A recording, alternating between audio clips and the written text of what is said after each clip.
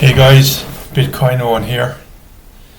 It looks like silver is sold out anyway. I was just on my coin dealer there, my silver dealer, celticgold.eu, and the most silver coins that you can order is 458 coins. You can't order anything more than they only have that amount of silver 1 ounce coins in stock in the Austrian Philharmonic coins, and that is huge news, because before you could order 1,000, 2,000 coins, no problem.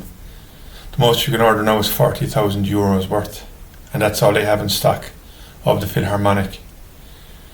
Another thing that has happened is that the premium has gone way up. It used to be, I remember when the premium was at 16%. That's basically how much the price Celtic Gold are charging is over the spot price, the spot silver price.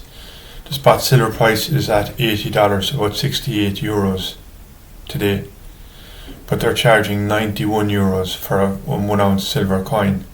So that's a premium of 32% over spot, and that is a huge premium, and it's the highest I can ever remember it anyway. And I've been buying silver since 2012, 14 years ago now, and the premium has gone up to 32%.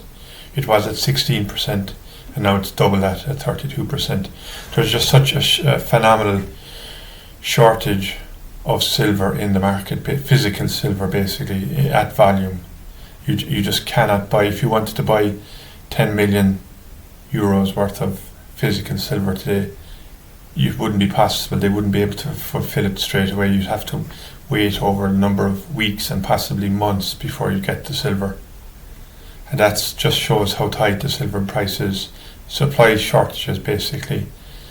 Governments, China this year on the 1st of January implemented an export ban basically on silver. So if you're in China, you cannot send silver outside of the country, because they are a major silver producer and they know America is short silver, and they've decided to cut off all exports, and that's going to tighten the market even further, even more so.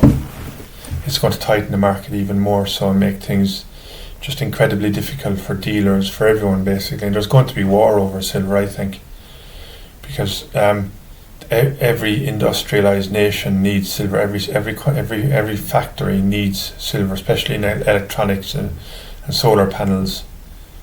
AI as well needs silver, and they're all trying to buy silver. They're even going to the mines to buy silver basically. And onto Bitcoin now. Well, with Bitcoin, if we were to adopt Bitcoin today, there would be mass starvation, because nobody holds Bitcoin, and that would be it. Now that's a thought that regularly comes to my mind. What if we were to if there was a shock and we were to embrace Bitcoin?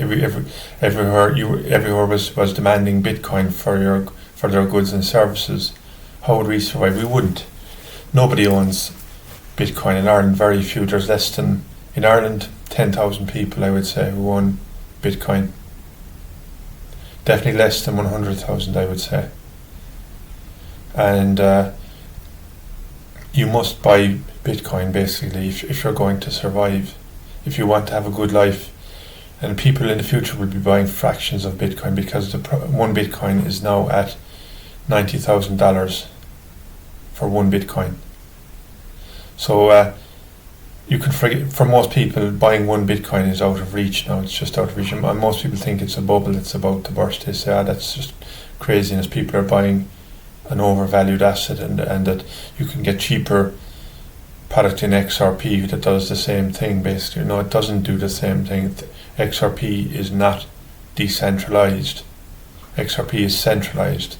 And XRP, every time the price pumps, they release more XRP onto the market basically. Your man Brad Garlinghouse and Ripple are in control of XRP, and that's why it will never equal Bitcoin, and you're only wasting your money buying XRP, Solana, Ethereum. All those are a waste of money.